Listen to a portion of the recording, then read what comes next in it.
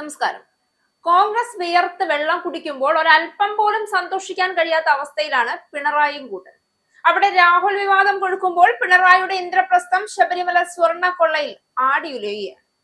ശബരിമല സ്വർണ്ണക്കൊള്ളയിൽ കള്ളപ്പണ വിഷയം അന്വേഷിക്കുന്നത് ഹൈക്കോടതി വിലക്കിയിട്ടില്ല എന്ന് ദേവസ്വം ബെഞ്ച് വ്യക്തമാക്കിയതോടെ ഇഡി അന്വേഷണത്തിന് സാധ്യത ഉരുത്തിരിഞ്ഞിരിക്കുകയാണ്.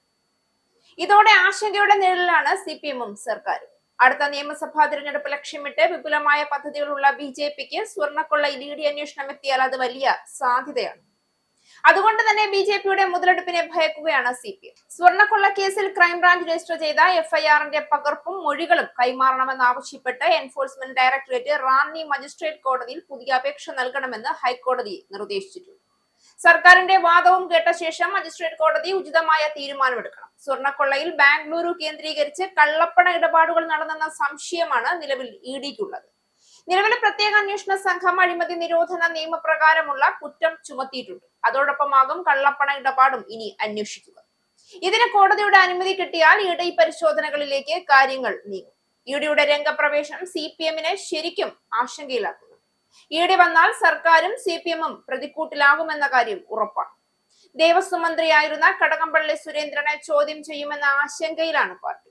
സർക്കാരിനെ ആകെ സംശയമുനയിൽ നിർത്താൻ ശ്രമിക്കുമെന്നാണ് ഭയത്തിന് അടിസ്ഥാന കാരണം. ഇതുകൂടാതെ 2025 വരെയുള്ള ഇടപാടുകൾ അന്വേഷിക്കുന്നതിനായി SIT ഇന്നലെ ഹൈക്കോടതിയിൽ വ്യക്തമാക്കിയതോടെ ഇപ്പോൾ അധികാര സ്ഥാനത്തിരിക്കുന്നവർക്കെതിരെയും ഇഡി തിരിയാൻ സാധ്യതയുണ്ട്. സർക്കാരിലും കരിനിഴൽ വീഴുമെന്ന കാര്യം ഉറപ്പാണ്. അതേസമയം 2014 മുതൽ 2025 വരെ ദേവസ്വം ബോർഡുമായി ബന്ധപ്പെട്ട ഇടപാടുകൾ പരിശോധിക്കേണ്ടതിനാൽ SITക്ക് കേസ് അന്വേഷണത്തിന് കോടതി 1.5 മാസം കൂടി നീട്ടി നൽകി. പുരോഗതി റിപ്പോർട്ട് SIT ഇന്നലെ കോടതിയിൽ സമർപ്പിച്ചു. ഹൈക്കോടതി മേൽനോട്ടം വഹിക്കുന്ന സെൻസിറ്റീവ് കേസാണെന്ന പരാമർശത്തോടെയാണ് ഇഡിയുടെ അപേക്ഷ മജിസ്ട്രേറ്റ് കോടതി ഹർജിയിൽ തള്ളിയിരുന്നത്. അതിനെതിരെ ഇഡിയുടെ കൊച്ചി സോണൽ ഓഫീസിലെ അസിസ്റ്റന്റ് ഡയറക്ടറാണ് ഹൈക്കോടതിയെ സമീപിച്ചത്. എഫ്ഐആറും മറ്റും പൊതുരേഖയാണെന്നും ഇഡി വാദിച്ചു. കൃത്യമായ കാരണങ്ങളും വസ്തുതകളും വിവരിച്ച് വിചാരണ കോടതിയിൽ പുതിയ ഹർജി നൽകാമെന്ന് കോടതി വ്യക്തമാക്കി. ശബരിമല സ്വർണ്ണക്കൊള്ളയിൽ അന്വേഷണം പൂർത്തീകരിച്ച് ഇന്നലെ റിപ്പോർട്ട് സമർപ്പിക്കണമെന്നായിരുന്നു ദേവസ്വം ബെഞ്ചിന്റെ നിർദ്ദേശം. അന്വേഷണ സംഘത്തിന് നേതൃത്വം നൽകുന്ന SP ശശിധരൻ കോടതിയിൽ നേരിട്ടെത്തി അന്വേഷണ പുരോഗതി ഉൾപ്പെടുത്തി ഇടക്കാല റിപ്പോർട്ട് സമർപ്പിച്ചു. മുൻ ദേവസ്വം കമ്മീഷണർ N. വാസു, മുൻ ദേവസ്വം പ്രസിഡന്റ് A. പത്മകുമാർ എന്നിവരുടെ അറസ്റ്റ്, ഇവരെ ചോദ്യം ചെയ്തതിലൂടെ ലഭിച്ച നിർണായക വിവരങ്ങൾ എന്നിവ അടച്ചിട്ട മുറിയിൽ SP കോടതിയെ അറിയിച്ചു കഴിഞ്ഞു. അന്വേഷണം നിർണായക ഘട്ടത്തിലാണെന്നും കൂടുതൽ പേരെ ചോദ്യം ചെയ്യാനുണ്ടെന്നും വ്യക്തമാക്കിയതോടെ അന്വേഷണത്തിന് 1 മാസം കൂടി അനുവദിച്ചു. വരും ദിവസങ്ങളിൽ കൂടുതൽ പേരുടെ അറസ്റ്റിലേക്കടക്കം അന്വേഷണ സംഘം കടക്കുമെന്നാണ് ഇതോടെ സൂചന ശക്തമായിരിക്കുന്നത്.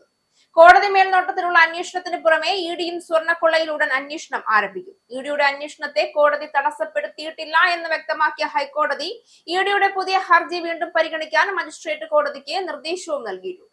കേസുമായി ബന്ധപ്പെട്ട് നേരത്തെ ക്രൈംബ്രാഞ്ച് രജിസ്റ്റർ ചെയ്ത ദ്വാരപാലക കേസിലും കട്ടിളപ്പാളി കേസിലും ഉൾപ്പെട്ട എല്ലാ പ്രതികളെയും പൂർണ്ണമായും ചോദ്യം ചെയ്തിട്ടില്ല. 2019 ദേവസ്വം ബോർഡ് അംഗങ്ങളായ ശങ്കരദാസ്, വിജയകുമാർ എന്നിവരെ ചോദ്യം ചെയ്യുന്നതിലും അലംഭാവം പ്രകടമാണ്. ശങ്കരദാസിന്റെ അറസ്റ്റ് ഒഴിവാക്കാൻ മകനും തൃശൂർ DIGയുമായ ഹരിശങ്കർ SITക്ക് മേൽ സ്വാധീനം ചെലുത്തുവെന്നുവെന്ന പ്രചരണവും ശക്തമാകുകയാണ്.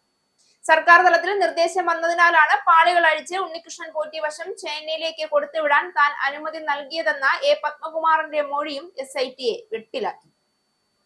മൊഴിയിൽ കൂടുതൽ അന്വേഷണം നടന്നിട്ടില്ല. പാളികൾ സ്വർണം പൂശാൻ തന്നെ അനുവദിക്കണമെന്ന് കാട്ടി പോറ്റി ദേവസ്വം മന്ത്രിയായിരുന്ന കടകംപള്ളി സുരേന്ദ്രന് സമർപ്പിച്ച കത്തിനെ പറ്റിയും SIT അന്വേഷിച്ചില്ല. ഇതിലേക്കടക്കം വിശദമായ അന്വേഷണം നടക്കണമെന്ന ആവശ്യവും ശക്തമാണ്. അധികാര കസേരയിൽ ഇരിക്കുന്നവരുടെ കൈ പോലും ശുദ്ധമല്ലാതിരിക്കുമ്പോൾ അന്വേഷണമൊക്കെ ഇത്തരത്തിൽ മൂടിവെക്കപ്പെടുന്നതും മറയ്ക്കപ്പെടുന്നതും സ്വാഭാവികമാണ്. എന്നാൽ ഇഡി മുന്നിലേക്ക് വരുന്നതോടുകൂടി പിണറായിയുടെ ഇത്തരം പ്രവർത്തികൾക്കും കൂട്ടുവീഴും.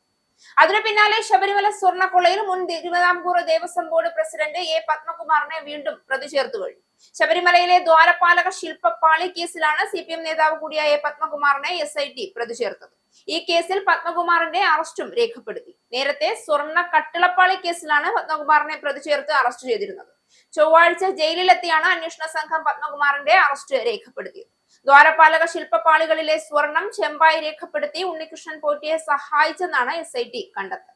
ഇതോടെ ശബരിമലയിലെ സ്വർണ്ണക്കൊള്ളയിലെ 2 കേസിലും പത്മകുമാർ പ്രതിയായി. പത്മകുമാറിന്റെ റിമാൻഡ് കാലാവധി നീട്ടുന്ന ദിവസമായ ഇന്നാണ് രണ്ടാമത്തെ കേസിലും പ്രതി ചേർത്തുകൊണ്ടുള്ള നിർണായക റിപ്പോർട്ട് SIT കോടതിക്ക് കൈമാറി. ഇതോടുകൂടി സ്വർണ്ണക്കൊള്ളയിൽ പിണറായി സർക്കാരിന്റെ അഴിമതിയും പുറത്തുവരാനുള്ള സാധ്യതകൾ തെളിയുകയാണ്.